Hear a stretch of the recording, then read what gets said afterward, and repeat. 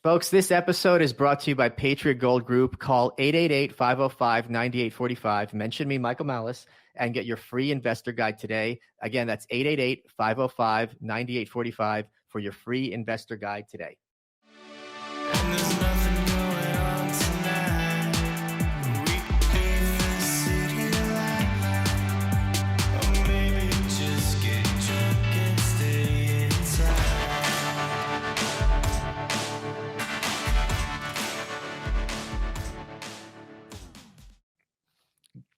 Good afternoon, Michael Malice here. Let that be your welcome for the next hour. We have with us our most popular guest, Dave Smith, host of Part of the Problem. His comedy special Veritas hit #1, and possible next president. You never know. He's certainly not a corpse. Dave Smith, thank you so much for coming back to the show. By the way, I just want to be clear to everybody, we're recording this on Friday. It's going to drop on Wednesday, but I wanted to have you on as soon as possible to discuss what happened at the midterm. So how's tricks, Dave? Yeah, everything's good. It's been an interesting few days. I guess you're right. There'll probably be more information out by the time this drops. Although I think we have a pretty good idea of the range of possibilities. But the questions on the table as we're recording is Arizona, which looks like that one could go either way. Blake Masters looks like it's not going to happen, but Kari Lake, it looks like has a possibility. Lauren Boebert just pulled ahead. But it looks like the Republicans are going to take the House with a razor-thin margin. Question happens, is Kevin McCarthy going to be Speaker of the House? Marco Rubio, very interestingly, just tweeted out today that he thinks that the vote for Senate leader should be delayed. So it's not at all a given, or maybe he's posturing that Mitch McConnell will not be leader again. Rick Scott, even before the election, was making comments and trying to position himself as an alternative to Mitch McConnell. I guess the big question on the table is, I want to know what your reaction was to the midterms. Well, I guess the biggest takeaways, I just think there's no way around saying this was a very bad night for the Republicans. I mean, it was really, it's a disaster. I mean, I suppose it could have been worse, but within the range of what could reasonably be expected, I think this is about as bad as it could have gone for them. And to see the Republicans in this political climate with inflation raging, with the fallout from the COVID years, with crime in cities going through the roof, with the threat of nuclear war on the table, although unfortunately, I guess not as many people seem to care about that, and just with an cartoonishly incompetent president for the first midterm, just on an average midterm, you'd expect better results than this, let alone with all these other fundamentals built in. And so really, this is just a disaster for the Republican Party. The fact that they had stronger midterm elections under Barack Obama than they've had under Joe Biden, which is really surprising to me. That'd be like my number one big takeaway. Number two, I really think there was a transfer in whose Republican Party this is. I think that it's DeSantis is the guy now. I think it really went from Trump being the assumed de facto leader to DeSantis being the leader, because what he pulled off in Florida really was incredible and one of the big bright spots for Republicans. And so those would be like the two biggest takeaways that I had. A couple of ways we can go here. One is you mentioned nuclear. Like, I have to tell everyone listening to this, one of the craziest moments in my life, and I say this as someone who's literally been to North Korea, was sitting on the Blaze live, and they say, all right, Donald Trump's about to phone in. And I'm like, oh my God. And he does phone in. And I'm sitting there as Glenn Beck is talking to Donald Trump. And Donald Trump says, it's like the N-word. There's two N-words and they're both unacceptable. And I'm sitting there hearing this happen. And I'm just like, I don't know what kind of portal I entered that I'm in this timeline, but I definitely don't want to leave here. It's like, it's so bizarre that this is happening, and then it's so bizarre that you're in the room while this is happening. Like, what? Yeah, it's so apparently, like, Chad Prather, who was sitting next to me, showed me the chat room, and everyone's like saying, you know, have Malice talk to Trump, have Malice talk to Trump, and Glenn was going to pass it over to me. And the question I was going to ask, Glenn asked for me because I wrote it down on a piece of paper, held it up. I said, this is how I was going to word it. I said, Mr. President, I know Truth Central is doing great. That's what's called. Yeah, Truth Central is doing great. But I want to know, if you are unbanned, will you return to Twitter to continue the fight there? And that would have been, and Glenn asked him, and he had this whole double talk, oh, Elon wants to, blah, blah. So he didn't really give an answer, but I thought that would be very interesting to ask him. It was just absolutely crazy. Here's the thing, like, I agree with you in the sense that this was a disaster for the Republican Party, but historically speaking, you got to sometimes take the long view. To win the House and still be a disaster is still kind of shows how far the Republican Party has come. I would remind people that from 1952 to 1994, the Republicans never had the House. They only got the House because Hillary Clinton was put in charge of healthcare, and she screwed it up so badly that not only did they take the House for the first time in 40 years, they took out the Speaker of the House. It was a complete bloodbath in 1994, and all signs pointed to 1994 happening again. And it was really kind of interesting because to watch conservatives be like, how could the pollsters get it wrong, when their whole line is like the pollsters are always wrong? But literally every poll got it wrong. Like, no one came even close to this. No one has a good answer. Some people are saying Trump, some people are saying it's abortion, but it doesn't seem like the Democratic voters were particularly like, heck yeah, like they were in 2020 where they wanted to take it to Trump. Many of these candidates were just pretty generic Republican candidates that should have won, you said, in a climate that was this hospitable to them. So I think the other big winner of the night was Joe Biden, because if the midterms tanked and it was a red wave, they would have a great excuse to make him the fall guy, to be like, you know what, I bungled this. I'm 85 years old, whatever it is. I'm not going to put myself and my family through this again. I'm going to step down. I did my job. I took Trump out. And he could leave in terms of the Democratic Party with his head held high.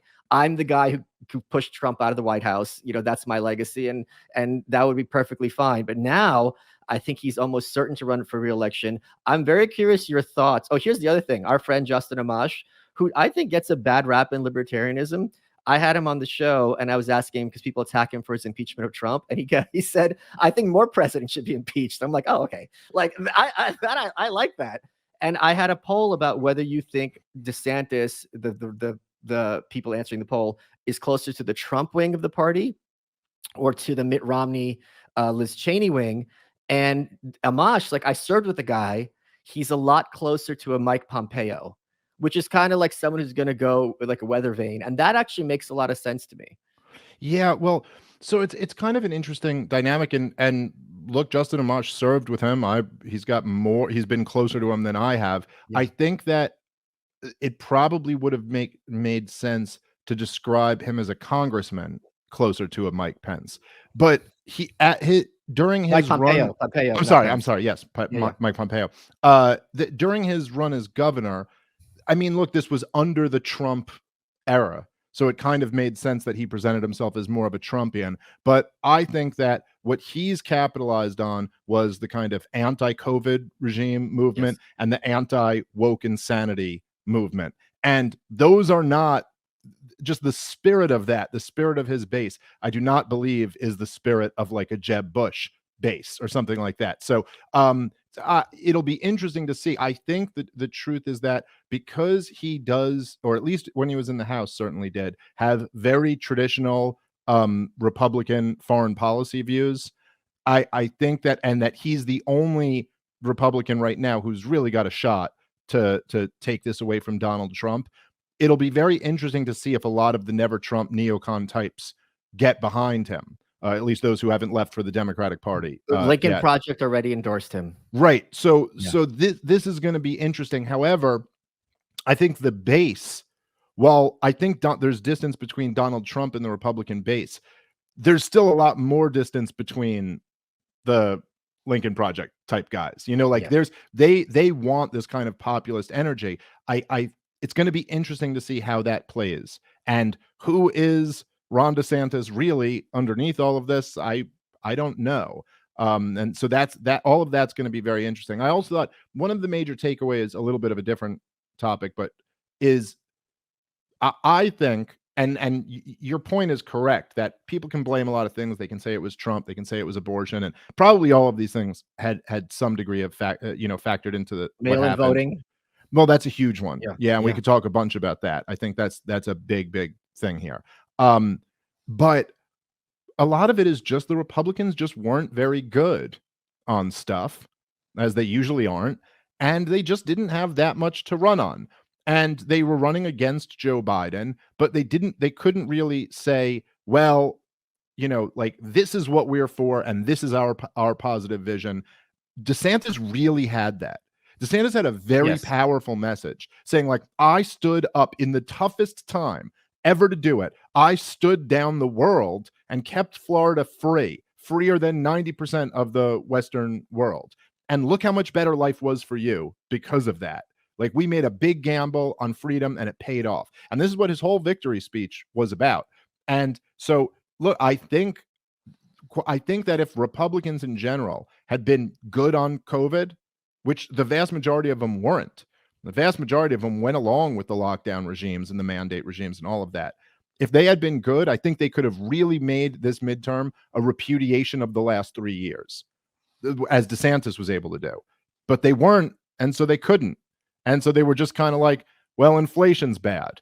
But they couldn't even really go attack the root of inflation. They couldn't really attack the Federal Reserve and printing money and spending money, because when did that start? It started in 2020. And who was the only congressman who stood up against it? It was Thomas Massie, who won handily. So a lot of the Republicans who actually had something to say had very good nights. And the vast majority of Republicans, unfortunately, are trash, and they had bad nights. I don't know that I agree that much, because historically speaking, it's a really smart move to just, if someone's unpopular, be like, I'm the opposite of them, and that's enough. It worked in 2020 in many cases. Yeah. What's interesting is that there was this huge brouhaha over the summer for the Inflation Reduction Act, whatever it's called, this huge spending bill. And I didn't see, and I correct me if I'm wrong, I didn't see any of the Democrats really running on it either. You would think at least they would be like, you know what, inflation sucks, so I passed this $1 trillion bill. I mean, it's not true, but it certainly makes sense, and who's going to call them on it? And basically both parties pretended this gigantic multi-trillion-dollar spending bill didn't even happen. I did see some of them bring it up, but yes, to your point, not nearly as much as you would think. Hey guys, Michael Malice here. Black Friday is right around the corner, and you know what a nightmare it is. So after you spend a holiday in the kitchen, it's nice to know your meal plan is covered and it's not just leftover turkey sandwiches. Leftover turkey was my nickname in high school, by the way. With Freshly, you get delicious, satisfying meals that are delivered fresh to your door. You just got to heat them and eat them. You don't got to cook. You got to clean up. And Freshly's Black Friday and Cyber Monday deals are some of the biggest and best of the year. $175 off your first 7 orders. Freshly was very smart. They send me a bunch of their stuff to try, and I put inside of me and enjoyed it. They're easy to warm up, easy to eat, and then there's no cleanup. You skip the frozen aisle, let Freshly cook for you. They arrive fresh, not frozen. A week of meals delivered to your doorstep. You save countless trips to the grocery store, and they're perfectly portioned for either a single person or a full house. So give thanks for a stress-free holiday season with Freshly's Black Friday sale and Cyber Monday exclusive. Here you go. Or today, get $175 off your first 7 orders at freshly.com/welcome for a limited time. That's freshly.com/welcome for $175 off your first 7 orders. If you go to freshly.com/welcome, you'll save $175 off your first 7 orders. That's a lot of food, and it's a lot of time saved. Folks, it's the holidays. Our waists get bigger, our wallets get smaller. It's a season when most companies want you to spend all your money, but Good Ranchers wants to help you save in a season of spending. Beef prices are estimated to increase another 20% early in 2023, which is the largest spike in prices on meat in recent U.S. history. Good Ranchers is letting you lock in your price on all the meat you buy this November when you subscribe during their Black Friday savings. With my code MALICE, you get their exclusive Black Friday offer of 2 free Black Angus New York strip steaks. These are 2 12-ounce steakhouse quality cuts that will blow you away in flavor. You get them for free at goodranchers.com/malice. You'll inflation-proof your meat budget. You get $70 of free USDA choice steaks. Save an additional $25 on every box when you subscribe. Thousands of 5-star reviews show why so many people are ditching high prices and low quality at the grocery store for Good Ranchers instead. Treat yourself, someone you love, to Good Ranchers award-winning service and quality this holiday season. Remember, visit goodranchers.com/malice or use my code malice at checkout to grab their best offer of the year. Black Angus is one of the premier breeds of cattle for high-quality beef. So don't have a normal Black Friday this year. Have yourself a Black Angus Friday with 2 free steaks from Good Ranchers, American meat delivered. It's actually really good. And it's yummy in my tummy. Let's get back to the show. The other thing, which there are a lot of really stupid things that are coming out now in terms of like the postmortem, where I just see them and I'm just like, you people are completely delusional. One is there are plenty of people who think, and I can understand why to some extent, that 2020 was stolen from Trump. And they're like, all right, so we're going to win in 2024. It's like, wait a minute. If he had it stolen from him with the power of the White House behind him, how is he going to do better with the power of the White House against him? What is he going to do? He has no ability to change the rules now. He's a private citizen, former president. So that doesn't make any sense to me at all. There's also this big argument that if Kamala Harris makes the run, or she becomes president, if something happens to President Biden, that, the Democratic Party would definitely support her because she's a Black female. And I'm like, they don't care about Black females. They would never choose a white man over a Black female, but they just did. And number 2 is Bernie Sanders. And then you have Pete Buttigieg and Elizabeth Warren. If you look at the House, it's Nancy Pelosi, then there's Steny Hoyer, then Jim Clyburn, who is an African-American. He's in 3rd. In the Senate, you have Chuck Schumer, Elizabeth Warren, and Dick Durbin. Like, where do you see the only time that they take these, minority hires is, other than the press secretary, is like the VP, a position that doesn't matter. It's really weird how much they think that the Democratic Party genuinely cares about these different demographics that vote for them. Yeah, no, all this woke shit is just, it's not that they believe any of it. It's just, this is just a tool to like manipulate and divide and conquer and an effective one. Yeah. And that's why they use it. That's why, if it wasn't effective, they would bail on it in a second. Like that, none of them care about this at all. A good example of that, of course, is like once Barack Obama was beating Hillary Clinton in the 2008 primary, she basically started running as Donald Trump. She was like, oh, there's these working class white people out here. No one cares about them. Like it was just as soon, like there's all of this stuff is just none of them, the Democratic Party establishment, much like the Republican Party establishment, they're not ideological. They're oligarchs. Like they're not, their ideology is to rule. It has nothing to do with any of the stuff that they talk about. It's like, the same way Mussolini was like a socialist before he was a fascist, before it's like, I don't know. We're rulers. That's what we do. We find whatever. What's the ideology to wear right now? That's going to like let me rule. So I think that's all of that stuff is just silly. Yeah, no, they will in a heartbeat. They will pass over Kamala Harris if she is not their best chance to continue to rule. Here's the other thing: they won't have a choice because she couldn't even make it to Iowa. If she could, how are they even Hillary Clinton, they barely dragged her over the finish line, but Bernie Sanders still put up a fight. Hillary Clinton's resume was 1 billion times as more powerful and impressive than Kamala Harris's was.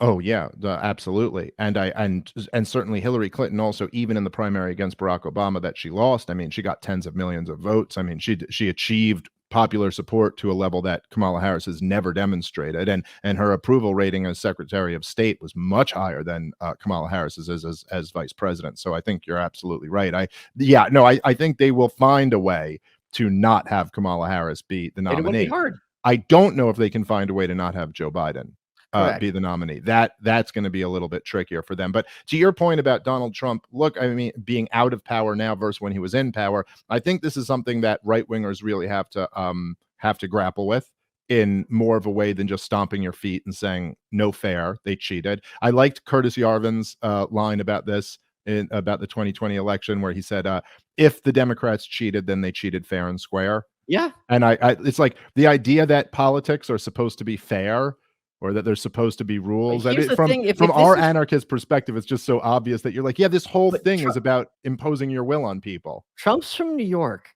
and he's a real estate magnate, right? Which is the most like kind of corrupt system that there is. There's all these regulations. You got to make nice with the regulators. It's all, buddy, all this kind of weird stuff. And people like, well, if he didn't see this coming, that's on him. Like, No. I mean, it's really amazing how they try to make him out to be both a master strategist and like a Teletubby who just came to Earth and is like, oh wow, I've got opponents now. It's like Well, it's I don't understand how they reconcile these two thoughts. right, and you know, again, like just the idea that you're like, hey, this process is supposed to be fair and it's not. It's like, oh, okay, well, like how about the guy sitting in a cage for 30 years because he brought a gun across a state line? Yeah, yeah. Like that's pretty unfair. So I don't know what you mean by this, but yeah, there's okay, if there was mass fraud in 2020, something I've never been convinced of, but I'm like open to the possibility. My worldview would not be shattered if I Right. found out there was a conspiracy, you know, involved in this. If that's the case, and if it was still the case now, and seeing as how even when you had your guy in the White House, you couldn't do anything about it, well, then whether it's right or wrong, it is. Yeah, And right. that's something for you to take into account. And I think, and this, I think, from my perspective, from your perspective, is probably really the white pill of this whole thing, is that maybe Republicans will finally realize that, look, if you couldn't like really win over the country this year, the chances of you doing it in the future are pretty bleak. And if this is the new voting regime, whether I don't necessarily think that it's fraudulent, I just think it is what it is. It's much easier to vote now, and that helps Democrats. And that's not Democrats tend to take that as a given, that that's a good thing. Of course, if it's easier to vote, then that's good. More people participating in our democracy. I don't agree with that. I think that if you are now making it so that someone who would not even put forth the minimal effort of going and standing in line, like they care that little about the vote, but now they can just vote from their couch, so they'll do it. I don't know if I don't see how that's a good thing to have them choosing rulers. But it is, but regardless of that, where Republicans actually had some success was having this one governor who did a very good job taking over, you know, implementing school choice policies in different localities. But so maybe then the emphasis should be on forget taking over the country, try to take over a community, try to take over a city, try to take over a state. That's it's much more likely to actually yield positive results. And look, like me and you both know, like what if the Republicans had in dominant numbers taken the Senate and the House? What really would have happened? Yeah, They would that's have the had. thing. Go ahead. When I was on the Blaze, they were just all like drag queen story hour, drag queen story hour, and it's like this happened under Trump with the Republican Congress. Like Congress is not in a position to do anything about. There's no scenario where you have a Republican president and Republican Congress where they're going to do anything about it. This is going to happen on a state by state basis. So to think like this is the end of the world, we're about to end drag queen story hour, is simply false. It does not happen at the national level, number one. But the other thing, which I think people really missed, and it's really kind of frustrating when you're talking to people who have their fingers in the ears, like, la la la la, I'm not hearing. Like over and over, the mantra in 2016.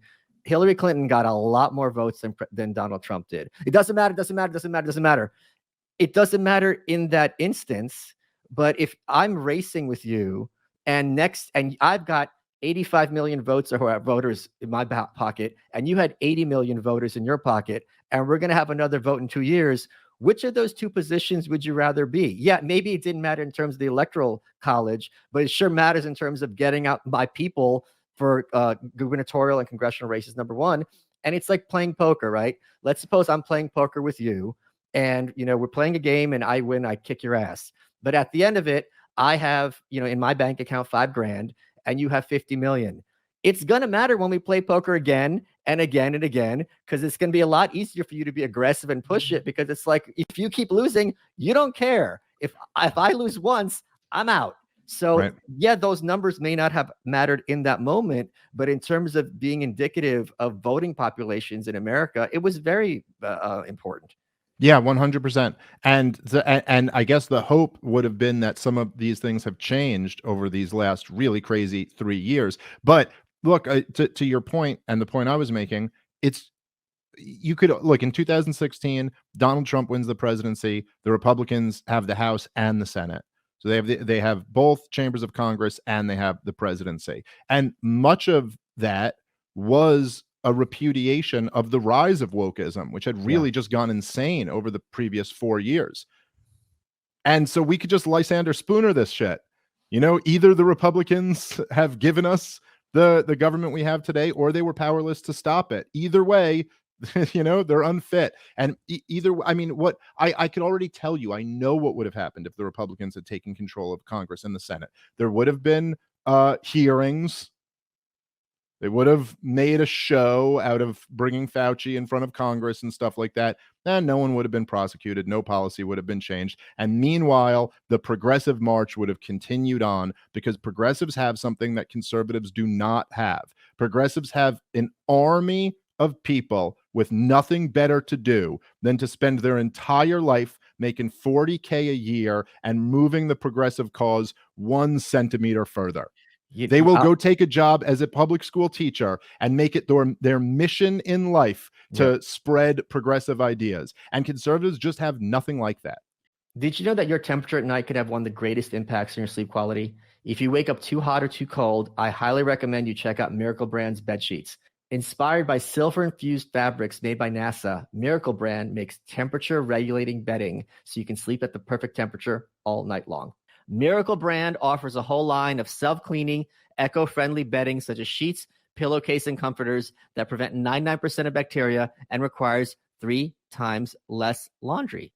Go to trymiracle.com/malice to try it today, or you can use it as a gift for someone special this holiday season. We've got a special deal for our listeners. You save over 40%. Use promo code MALICE at checkout to save even more, and you get 3 free towels. Miracle is so confident in their product, it's backed with a 30-day money-back guarantee. If you aren't 100% satisfied, you get a full refund. Go to trymiracle.com/malice. Use the code MALICE to claim your free 3-piece towel set. You save over 40% off. Again, that's trymiracle.com/malice to treat yourself, a friend, or a loved one this holiday season. And thank you, Miracle Brand, for sponsoring this episode. I like their sheets, but what do you have to say? Hey guys, Michael Malice here, and I want to talk to you about Sheath Underwear, which is the underwear I wear every single day without fail. What makes Sheath Underwear so great? Well, they've got this dual pouch system, which has 1 pouch for one part of your male anatomy, another part for another part of your male anatomy, and you put it on the first time, and you're like, this is kind of weird to have my underwear gripping me down there, but I'm going to tell you, it is the most comfortable underwear you're ever going to wear. It's great when it's hot outside. It's great when there's no sticking, no chafing. It keeps you nice and tight. These boxer briefs are the best. They've got some new additions. They got a mesh one. They got a bamboo one. And they have the limited edition Michael Malice Dynamite pair. All you got to do is go to sheathunderwear.com and use promo code MALICE, and you get 20% off, and you can get inside my pants, and you get one step closer to going higher on that alpha male hierarchy, which all my listeners like. All you got to do is go to sheathunderwear.com and use promo code MALICE to get 20% off. Support the underwear that supports you and supports the show. Let's get back to the show. To your point, there's certain things you see where you're like, this has to be a joke because it's so self-parodying that you're like, I can't believe this is real. We all remember the Kavanaugh hearings, which actually backfired badly on Democrats. They were absolutely certain to get the Senate, or I shouldn't say absolutely, but it seemed that way. And then the Republicans ended up picking up 2 Senate seats because people were kind of turned off by with the whole brouhaha. And Julie Swetnick and some of these, at the very least, were just told nonsense, and he's a drunken gang rape and so on and so forth. Chuck Grassley, who was, I think, the head of the committee, or he just got reelection. He's a very powerful, influential Republican. He sent out a press release like earlier, like this year or last year. And in the press release, what he's bragging about is that twice now, maybe 3, he's written letters to the Department of Justice and the FBI, asked them to follow up about people giving false testimony to Congress about Justice Kavanaugh, and that they ignored his letters. And I'm like, wait. Your press release that you want people to know about is that you're writing letters to you're like probably you're easily one of the most senior Republicans in the Senate. Yeah.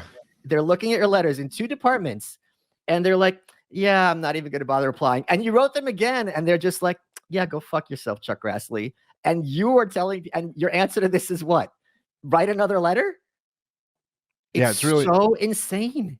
It's really amazing. It's like you remember in Team America, the UN visits Kim Jong-il, And they go, they're like, well, if you don't get rid of your nuclear weapons, the UN will have to take action. And he's like, what action will you take? And they're like, we will write you a letter.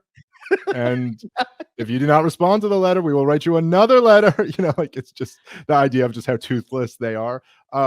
Yeah, this has kind of been the game for a long time. And you would at least think, like, what's happened here, and one of the things that was so interesting about the dynamic in Florida is, and this was the biggest win for Republicans in the country by far, is that they took a purple state and turned it into a deep red state. Yes. And not just like a red state. I mean, DeSantis won by 20 points. That's a big margin for a deep red state for a governor to win in. And he down also ballot flipped, too, massively. yes. Yeah, and he flipped Miami-Dade, not just for him, but also Marco Rubio won that. And what's interesting is that there has been, to some degree, a realignment in this country over the last few years. And a lot of this has to do with the fact that we've had tremendous amounts of relocation. Yes. As me and you are both examples Correct. of this, right?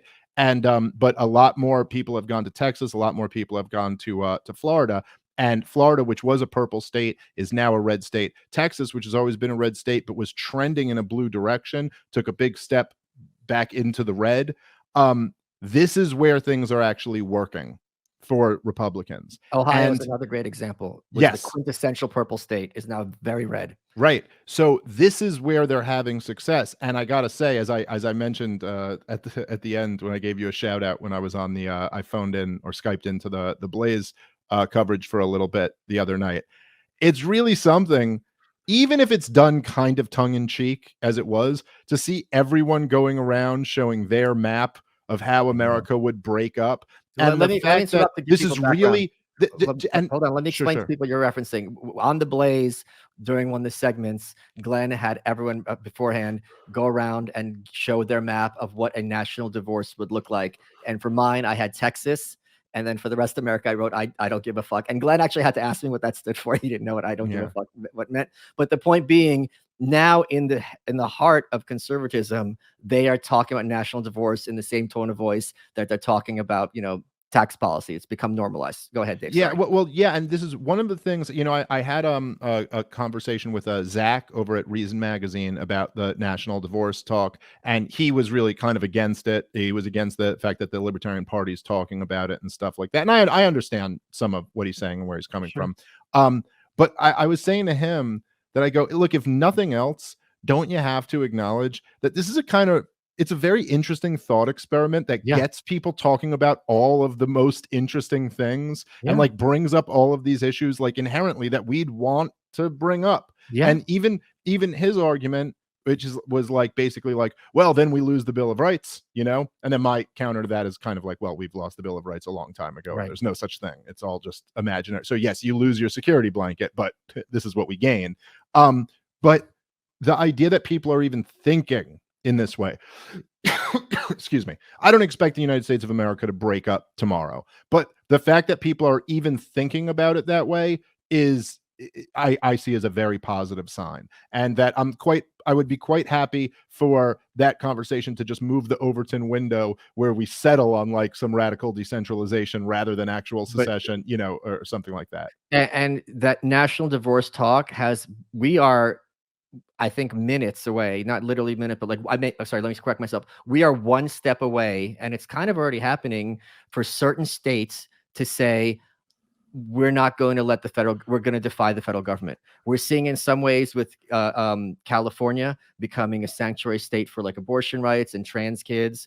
We're seeing it in Florida where, and I think it was Abbott who said, no, you're not going to have control over the National Guard. So discussing national divorce very much forces conversations about the relationships between the states and the federal government. And yes, there's the whole argument, the Civil War settled that forever. Cool story, bro. Point being that argument was unsettled most recently by drug legalization, where to this day, and we talk about this all the time, every state that has marijuana dispensaries or any kind of, they have shrooms now legalized in Oregon, I believe it is, those are in defiance of federal law. They are right now, all of them, without exception, brazenly breaking federal law, and the federal law is doing nothing about it. The premise that you and I understand as anarchists, and that Steve Deese, who's great on the Blaze when I was on with him, who's like Mr. Christian conservative, where he's like, the law is only what people who are in power decide to enforce. Like it has no other meaning other than that, because there's this kind of weird sovereign citizen parallel with conservatives, where they think if they go to a politician and they tap on the shoulder and they go, we're not a democracy, we're a constitutional republic. And Pelosi's getting like, oh crap, I just start ripping up bills like she ripped up Trump's speech. Like that's not how any of this works. Yeah, it's so bizarre. I encounter this all the time, and this is something libertarians fall into a lot too. Conservatives more so though, where they are like, it's like something almost of the Hume distinction, but it not in the way he meant it, but like confusing an is with an ought. Like it is one, I could totally understand someone saying we're supposed to be a limited constitutional republic, but then that's a very different thing from saying we are one. Like, no, objectively, we're not. Of course we're not. And you could go down, you could disprove this in a million ways that conservatives all know, and yet they'll still insist, like assert that this just is reality when it clearly is not. And to your point, like, wait, one more thing. And also when they're like, they're our servants, they're work for us. Yeah. Okay, go fire them. Well, I had a whole bit about this in my hour in Libertas, that it was like the cops work for you thing, and it's just like how absurd it is to like say this way, as this guy, as this armed man like gives you instructions. You're like, all right, well, he works for me. I mean, sure. Anyway, but it's, you know, but look, all of these things, like this is where actual victories have taken place, has been in nullification. However you feel about pot being legalized, it's working. I mean, there are these dispensaries that, yes, right now they are distributing pounds and pounds of enough to put them in jail for life, and they're just doing it out in the open. It's fine. Sanctuary cities for immigration is what there are no federal agents running in and rounding up immigrants there and sending them home. And like, so, and look at the defiance of the lockdowns, or not defiance of the lockdowns, but the refusal to implement or to roll them back in Florida and South Dakota, places like this. This worked. It actually kept real people free. And in you know, despite what the federal government might have wanted. So that's something to focus on. And I think that ultimately we're much more likely to see positive developments out of localism than we are out of that we're going to kind of take back over the federal government and then wield it in the direction that we'd like to see this power wielded. Seems very unlikely to me. I've seen this tried for quite a long time with not 1 ounce of success. Yeah, the other thing which I really don't agree with at all is this view, because by the end of the night on the Blaze, like everyone there was like at a funeral, and Glenn was talking about how this was God's judgment in America. And I'm sorry, first of all, to me, if God's judging you, you're gonna know it. It's not gonna be like paper cuts and like, oh man, I have to work overtime this month.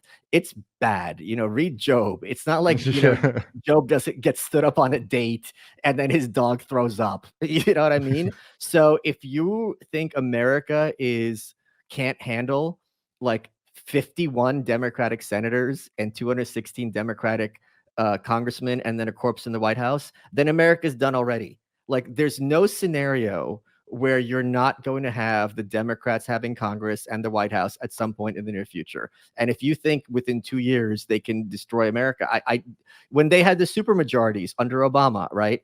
You know, they put forth Obamacare, and you can easily make the argument this was a very bad policy. Point being, we're still here. We're still having these arguments.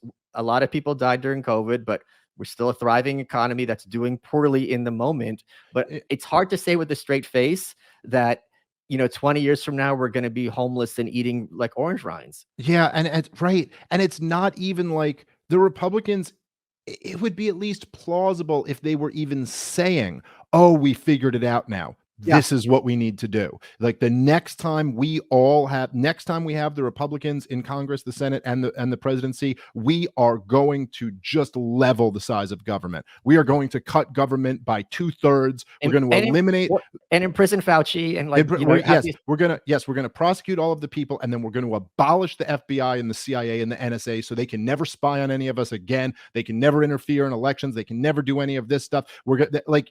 they're not even saying that they're going to do that. And of course, if they ever did anything so radical, there'd be a huge pushback and there'd be a big chance that the Democrats will retake the election in a few years. So like what Donald Trump is out on the campaign saying is that, like, I mean, out on the campaign, but just when he's giving his speeches now and stuff, he's saying stuff about like how we should have quick trials for drug dealers and think about giving drug dealers the death penalty. That's Donald Trump's bright new idea, a war on drugs. We're going to give that one a shot. That'll clean up this mess. Hey, like, sometimes what is better than the original? Yeah, right. Well, right. Like, yeah, that's all right. You really got it figured out there, Donald Trump. War on Drugs Part 2. That'll save the country. It did such a good job last time. Like, it's just, the whole thing is so goofy. Another point, like, let's suppose he's right. Let's suppose overnight every drug dealer is killed or vanished and every drug addict is cured. Those aren't the big, those are huge issues. Fentanyl is no joke. Drug addiction is no joke. But in terms of the culture and the country, those aren't the big issues why things are going in the bad direction. And no, it's much more of a symptom of the problem, right. Right. I mean, look, there are 100,000 ODs deaths in the last year. I mean, there's a real problem in the country with drug addiction. This is, of course, not a coincidence that this is while heroin is illegal with crazy, high penalties for it. So people are going and getting these street drugs and dying on fentanyl. And usually it's because the dosing is all wrong and they're getting it in black markets and shit like that. It's horrible. But yeah, this is this is a symptom of how much the country's been destroyed over the last few years, rather than it being the cause. But that is essentially my point, is that Republicans are not even, with few exceptions, are not even saying the things that are the correct things that they would do, let alone actually have some type of plan to get in there and do it. And then, of course, the major problem is that, the Republicans, there's like 10 good ones. And even they're not perfect, but there's 10 pretty good ones, and that's it. And the rest of them are all McConnells and Romneys and Lindsey Grahams. And so even if you took the majorities, you're still outnumbered by all of these shitty establishment Republicans. It's just, the task is too big. And I think that understanding things for what they are helps you develop a strategy in the real world. I think even, I was saying like this the other day, but even the argument between whether we're a democracy or a constitutional republic is so removed from reality. Yeah. Like, we are none of those things. We're none of them. We are an oligarchy. This is the most powerful government in the history of the world, the biggest organization in the history of the world. There's nothing about, it's such a joke. The whole thing is like out of Clown World, where they're like, the CIA and the FBI will release these things that they say, the number one threat is the rise of the anti-democratic fascism or something like that. And you're like, so our unelected, unaccountable, permanent government is concerned with the threats to democracy? Like, even as two people who are not big fans of democracy, that's not what we live under. It's just not. We have a fascistic, corporatist oligarchy with that allows minimal participations from its civilians. That's the system. You talked about planning for the future, and one of the best ways to plan for the future I found is Patriot Gold. Guys, it is true carnage in the stock market. It's unlike anything we've ever seen, and the average stock is down 41.7% from its 52-week high. That means stocks have to rally 71.5% now to get back to their high. And there's more interest rate hikes expected from Morgan Stanley, from Deutsche Bank, and others. They're all warning about another 25% slide in stocks. And meanwhile, gold is only down 8%. It's proven to be a source of protecting wealth, and it's a hedge against inflation. John Paulson, he's a billionaire. He said last week that gold will rise when the Fed fails to get inflation back to 2%. And when the Fed admit that inflation has won in a knockout, gold will soar. So do yourself a favor, check out Patriot Gold Group. If you call 888-505-9845, you can sign up to get the free 2022 Gold IRA Kit. And inside the 2022 Gold IRA Kit, you'll learn how you can instantly get up to $10,000 or more, Seriously, get up to 10% back on money that you decide to protect. You'll learn how to do it 100% tax and penalty free. Yep, there's a way to legally safeguard your retirement savings tax and penalty free. And you'll also learn how you can protect and grow your retirement right now. With the economy in such a state of uncertainty, protect your retirement savings from inflation and dollar devaluation. Best thing about it all, it's all free. Gold IRAs have helped thousands protect over $1 billion in retirement savings. Yes, $1 billion. And Patriot Gold has been helping Americans protect and secure their retirement savings in gold IRAs for over a decade. And one of the best values out there is the no fee for life IRA with qualified accounts of 100 grand or more. No fees for storage, no fees for shipping, no rollover fees, no new account setup fees, no fees for the life of your account. With Patriot Gold Group, you'll never pay retail and always work directly with the owners. Patriot Gold has a group of industry experts with a wealth of experience. They've held senior positions at some of the largest retail precious metal investment firms in the US, and they eliminate multiple layers of executive and shareholder compensation. They work directly with you to secure the most competitive pricing on gold and silver. And the proof in what they do is right there. They're rated A+ by the Better Business Bureau, top rated, highest rated, featured by Consumer Affairs 6 years in a row. They've earned over 1,000 5-star customer reviews. They're ranked #1 by both Investopedia and Money.com, and they're even endorsed by Dick Morris. Call the Patriot Gold Group today before it's too late. Mention me, that's Michael Malice, and you get best-in-class service from Patriots protecting Patriots. Patriot Gold Group has the no fee for life IRA, where your IRA or 401k can be in physical gold and silver, and you may be eligible for the no fee for life IRA on qualifying rollovers. Call 888-505-9845 and you get a free investor guide today. Patriot Gold Group is Consumer Affairs' top-rated gold IRA dealer 6 years in a row. 888-505-9845 and tell them Michael Malice sent you. Getting back to where we were just talking about a second ago, another big group of losers this week during the election was the AOC wing of the Democratic Party.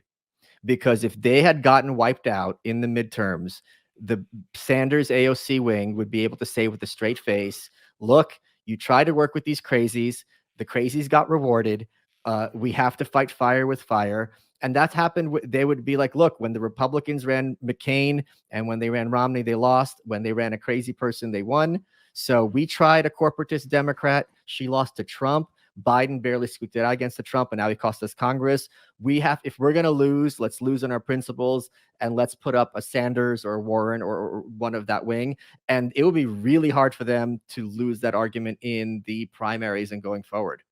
Yeah, it's interesting what's going on with that whole wing of the Democratic Party. I don't know.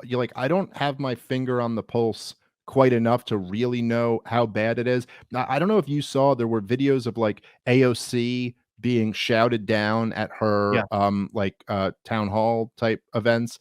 Well, I know there's a lot of these very big figures on the left who have completely abandoned the squad types, and a lot of them, what she was getting shouted down on is over the fact that none of them stood up against the Biden regime in the war, in this war in Ukraine. That they were all just completely fell in line, and that the only anti-war voices have been from kind of the dissident Republican, Massey, Rand Paul types, Matt Gaetz, guys like that.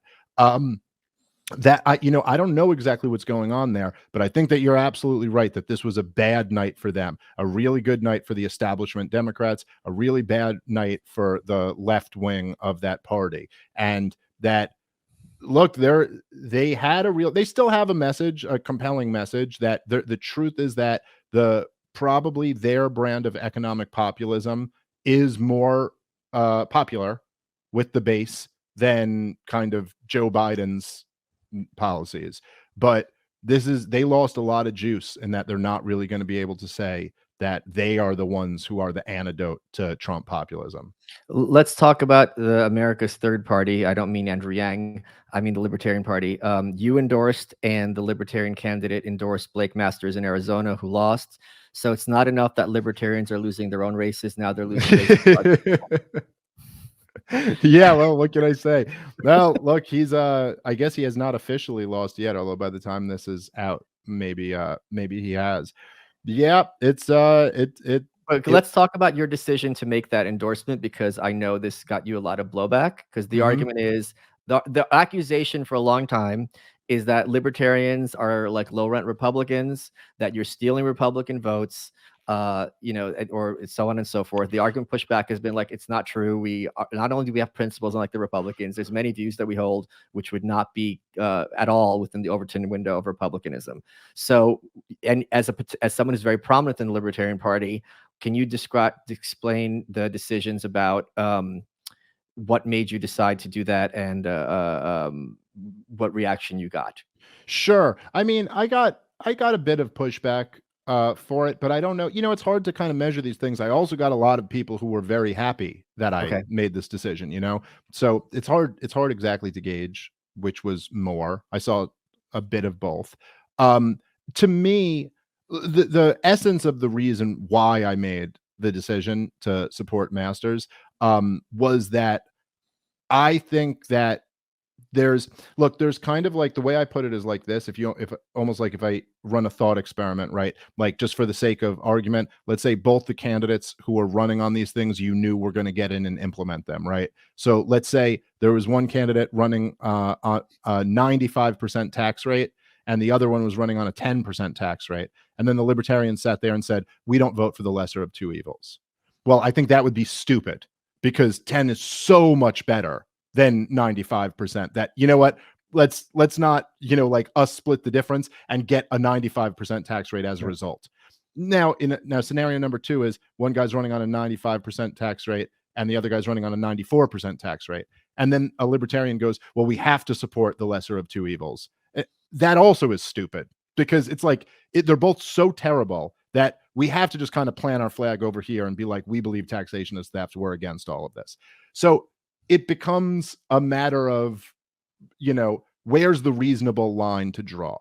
And I thought that Blake Masters is a very unique candidate from both of our perspectives. This is a guy who was a really hardcore anarchist for many years and was really immersed in, like, Misesian Rothbardian literature, has been to Mises University several times, like, really grew up in our movement, was a Ron Paul supporter.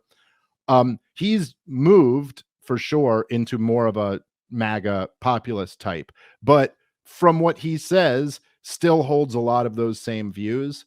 I thought that this was so much better than Mark Kelly being a United States senator, that I did not want the Libertarian Party. Like, I never want to be a part of something that is causing results that are like substantially worse for the prospects for liberty than if we weren't involved in it. And I think that, again, you never know exactly how someone's going to govern, but I think that probably Masters, had he been elected to the US Senate, or if there's still a slim chance if he gets elected, would probably join the group of, you know, Rand Paul, Thomas Massey, Mike Lee, these type guys. And I wouldn't want to keep one more of them out. You know, I'd want them to have as strong numbers as they can.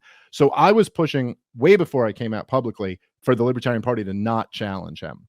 But wow, okay. that was unsuccessful. And this guy, Mark Victor, got the signatures required under Arizona state law to be on the ballot. So there was nothing the party could do. There was nothing I could do with my influence. It was up to him. And then he had a very poor debate performance with a few things that I thought were just really, really bad. Can you name one of them? I didn't watch the debate.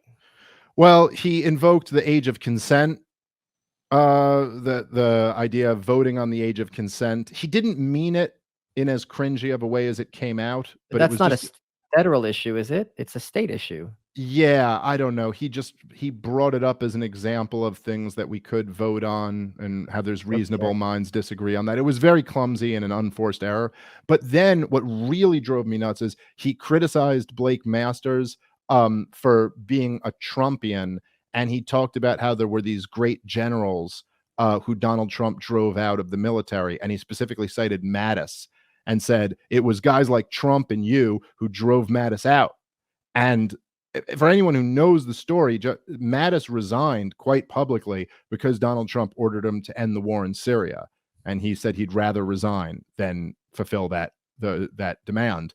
And I was just like, this is insane. This is not the position the Libertarians should be taking. If anything, you should be criticizing Trump for ever hiring Mattis to begin with, or criticizing Trump for caving and not ending the war in Syria after Mattis resigned. I mean, but so I just felt like if you were going to run as a Libertarian against Mattis, well, then obviously the task would be to pull him back to the Libertarian side or make him account for some of his non-Libertarian positions. That wasn't even happening. And I was just like, you know what? I'm going to throw my support behind this guy because I think he's much better. And I think it would be better for liberty. I also, the other thing about that, like, so first and foremost, it's that I don't want to be the cause of a much worse result happening for real people. Right. But secondary to that, I think the Libertarian Party strategy should be on like, basically there's like a 3-prong level of this strategy to me. On local winnable races, you try to win. You try to seize power, particularly offices that have nullification powers. So mayor, city council, school board, things like that, where you can really make a difference.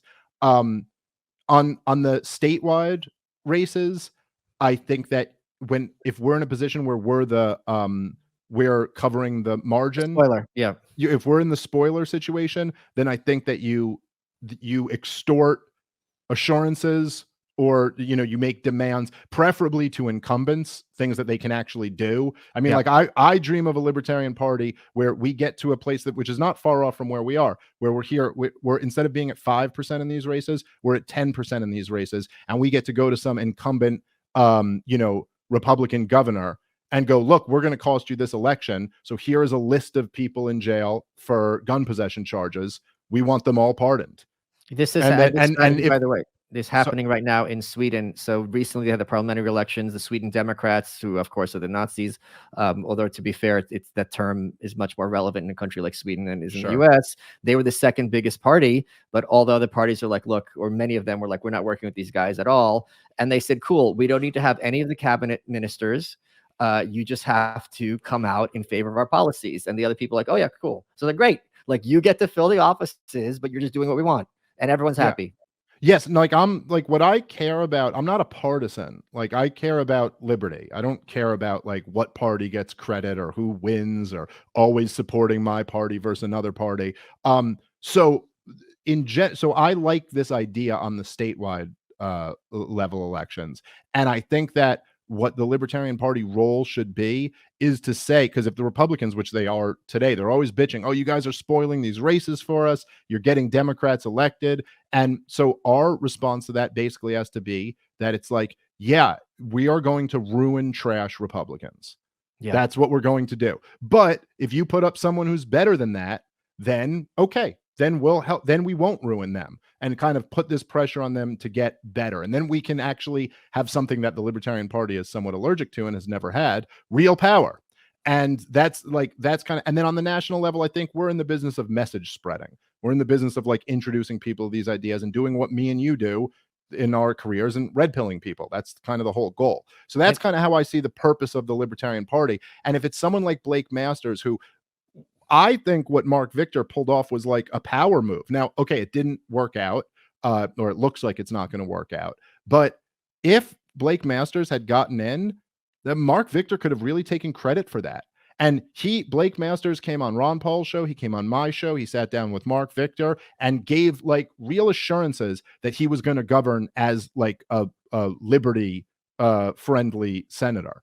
And I think that's at least more in the right direction of libertarians, at least getting something, and letting it be known that, like, sending a message that, hey, look, if you can persuade these guys that you're good on issues that matter, you can get this like well of support over here. May not be the biggest well of support, but it could be enough to get you over the hump. And so, that's my thinking, more or less. And Ron Paul really is the model in many ways. Obviously, he ran as a Libertarian, he also ran as a Republican. But if McCain won the nomination, Romney won the nomination. If you look at it now, however many years later, 14 years later, which of those two people, in terms of spreading their philosophy, would you rather be? I don't think McCainism is I think it's much weaker in the Republican Party than it was in 2008. I think by every indication, the Ron Paul ideology is far stronger, both in the general population and the Republican Party, than it was when Ron Paul ran. They tried to make him out to be a laughing stock. You know, that clip that kind of went wide on Twitter not that long ago about him just defying and being very open and honest. What people don't understand, because we're obviously very online, we're very involved in politics, there is a huge percentage of this population who have lives to live and want to raise their kids and have jobs, who have never heard these ideas because they're told you got to be team D or team R. And a certain chunk of them, and it's surprisingly large, once they realize they're allowed to have this combination of ideas, they're like, oh, this actually makes sense to me. I see it all the time. You see it all the time. The king of this, frankly, is Tom Woods, because he knows really well how to talk to like conservatives, and he's obviously kind of a square, so they don't think of him as this like kind of glib New Yorker like you and I possibly. And then he's like, look, this is the stuff that doesn't make sense. And when you see someone like him saying this, people are like, wait a minute, yeah, like that's what I'm for. No, exactly. And I think you hit the nail on the head where you say you kind of give them permission. And this is, look, I mean, think about just even rhetorically. I understand policy didn't change in the way that we'd like it to, but think about the permission that Donald Trump gave right-wingers in America to be anti-war. Yeah. Like you simply, under the George W. Bush years, they just didn't have permission. It was like, well, you'd have to give up your whole identity.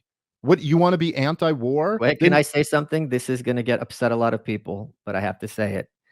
Even Ron Paul signed off on Bush going to Afghanistan. Yeah. So there was one congresswoman who wrote against it because she was this crazy lady. I forget her name. But even that's how extreme it was after 9/11. People, you might be too young to remember this, but to be anti-war within the Republican Party was not happening. Yeah, and you were a pinko commie. What are you, Michael Moore? You're some fat communist. Like and what the power of Ron Paul's message in 2007, 2008 was that he was like, you can keep your identity. Yeah. Like if you like your identity, you can keep it. That I am the squariest country doctor, married to the same woman for 50 years. I wouldn't know pot if it was being burned right in front of me. I wouldn't notice the smell. You know what I mean? Like, and I am and I'm more anti-war than your average hippie. Like, and that's and there's something like there's something about introducing people to these ideas and giving them permission like that. You're allowed to think this way, and particularly doing that for young people, like is something like that. That's what I really love to do. And right now, I think there's so much thirst for it in the country. Like, there's so many people who are open to being like, I smell bullshit on all of this. And I think that's why guys like me and you are resonating a lot. One other thing I wanted to mention about the Mark Victor thing that I thought was just amazing that he was able to pull off was that he was being largely funded by Democrats. Democrats were sending him tons of money. Oh, wow. Because they saw him as spoiling the race, and then he dropped out and endorsed Masters. I love it. It's just delicious, and also it really sets a precedent to make Democrats think twice before trying to do something like that again. Because you're like, oh yeah, you want to send us this money? We could turn around and fucking like use your money for the support we've gained and throw it towards someone else. So I thought this was overall a very good move. I think anytime. The problem with party politics in general is that people do become partisan, and they do become, so I definitely ruffled some feathers in the LP, but I don't know. I got to do what I think is the right thing to do. Did you talk to him before he made his decision? We emailed back and forth a little bit when I first came out and endorsed Masters. And so we emailed back and forth a couple times, but I didn't talk leading up to him so he did dropping out and endorsing this. Yeah. I mean, honestly, I don't know. Your guess is as good as mine. I mean, my thing came first, but I don't know how much, if any, influence that had. Then it certainly wasn't just me. Ron Paul also supported him. So I think both of us threw our support behind him. And then a couple days later, he approached it what I thought was a very fair way. Is he goes, I'm open to dropping out and supporting him if he'll have a public conversation with me and kind of give me assurances on issues that I care about. And he had him on his show, and he went through a bunch of issues, and Masters answered just about all of them in a good way. Not everything perfect, but He was pretty damn good on a lot of issues. He was really good on the war in Ukraine and saying he absolutely does not support sending any more weapons into a war on Russia's border. He's really good on sound money. Really good on government spending. It's good, like good on enough issues that are really important. It's way too hawkish on China. For my take, I mean, he wasn't saying anything. He was saying we have to avoid any type of military confrontation, but still, like, too much of a protectionist on China and a little bit too hawkish on them. I wish he would go back and reread some of that Mises and Rothbard stuff. But he's also trying to get elected, so his leash is much lower than ours, shorter than ours. Yeah, I was saying, like, I was talking. I jumped on I was on like a big meeting with the Mises Caucus organizers the other night, and people were asking me about it. And I was kind of saying that to them, it's like, you guys gotta, because, a lot of my life is training libertarians to not be autistic, which is it's an uphill battle. But I was just trying to, yeah, that's right. But I was trying to say, I was like, look, you're playing a different game when you can win than when you can't win.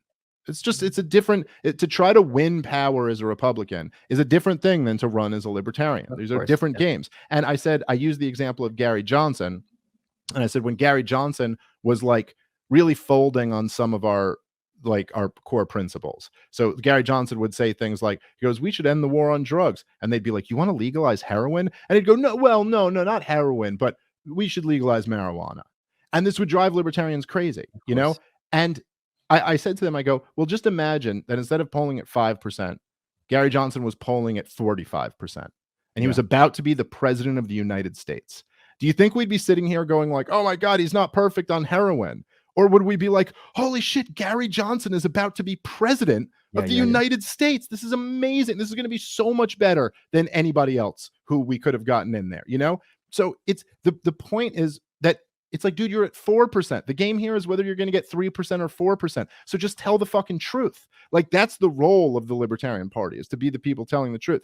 It's a different thing, for people who are running to win and seize power. And of course he's going to be a border hawk. He's a Republican in Arizona. Like, that's that's how he's going to run. And the argument would be like, oh, you want to legalize heroin? All he has to say is, I want instead of the war on drugs, I think we should have a war on addiction and drug abuse and the consequences of drug use. Incarcerating junkies helps no one, puts them in with the murderers, where instead they should be, some of them can still be saved. And then tell some stupid story about, I remember I was in the campaign trail and this young guy came up to me and his arms were all marked up and his life, he was ruining his own life. He didn't need my help for it, but blah, blah, blah. Right. So there's lots of ways to do it using their kind of jargon that, Karen can listen to, and she'd be like, oh, okay, this isn't a crazy person. I don't agree, but what he's saying, makes sense, instead of my policy is I want to legalize heroin. Yeah. And the other point, which is what, me and you have talked about this several times, but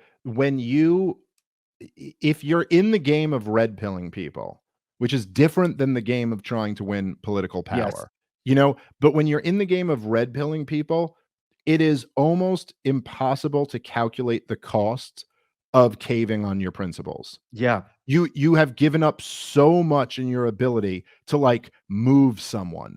Because people smell that shit. Like, once you don't stand on your principles 100%, they're like, oh, he doesn't really believe this. He's not, or he's willing to cave. He doesn't really have integrity. And the fact is, and this is, I think you're one of the best examples of this, is the reason why you've grown so much in influence and have opened so many people's eyes is because you'll go into like these environments and say, you'll go to like the biggest constitutional conservatives in the world and say like, oh yeah, the Constitution is complete bullshit.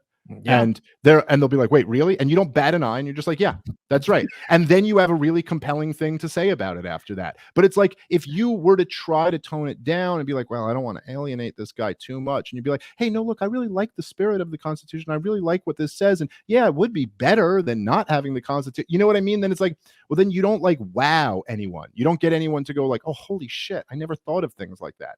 So if you're not going to win anyway, it's just so devastating to give that up.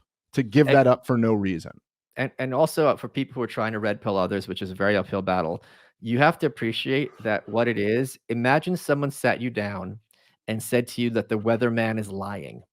Like, when you turn on the news, the guy who's telling you that tomorrow it's going to be sunny and it rains is actually lying. And then the response is going to be like, just because he gets it wrong a lot, I mean, this is the way he goes, no. This is by design. They want you to think the wrong thing. You would think that person's crazy. Yeah. But when you're blue-pilled and someone sits you down and just talks about journalists lying and the corporate press, their reaction is exactly the same thing. It's just like, dude, how would someone who's lying that much even have a job? Like, there's so many questions that they've been trained to have that you have to be able to work around, realize what you are facing and how frustrating it often can be. This is one of the reasons I often don't engage with people on social media, almost never. First of all, it's just not a good medium, because if I lose an argument, I'm embarrassed to back down. Anyone is. They don't have that space to change their mind. Person to person is much better.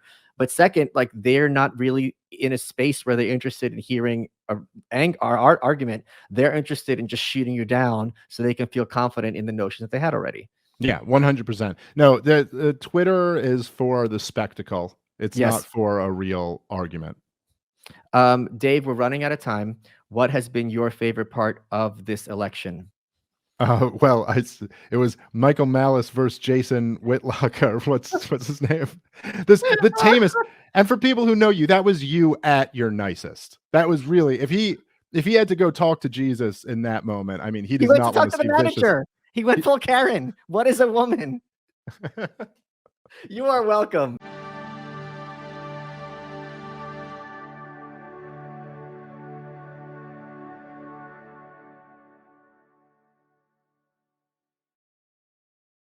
Hey guys, Your Welcome is brought to you by Progressive Insurance. Let's face it, sometimes multitasking can be overwhelming. Like when your favorite podcast is playing and the person next to you is talking and your car fan is blasting, all while you're trying to find the perfect parking spot. But then again, sometimes multitasking is easy, like quoting with Progressive Insurance. They do the hard work of compare rates so you can find a great rate that works for you, even if it's not with them. Give their nifty comparison tool a try. You might just find getting the rate and coverage you deserve is easy. All you need to do is visit Progressive's website to get a quote with all the coverages you want, like comprehensive and collision coverage or personal injury protection. Then you'll see Progressive's direct rate, and their tool will provide options from other companies all lined up and ready to compare. So it's simple to choose the rate and coverages you like. Press play on comparing auto rates, quote at progressive.com to join the over 27 million drivers who trust Progressive. Progressive Casualty Insurance Company and affiliates. Comparison rates not available in all states or situations. Prices vary based on how you buy. Hey everybody, Ryan Leaf here. We are about to drop 3 bonus episodes for my podcast, Bust, the Ryan Leaf Story, the most honest, transparent, and vulnerable podcast you will hear. Me in front of a microphone taking you through the start to the finish, right here on Podcast One.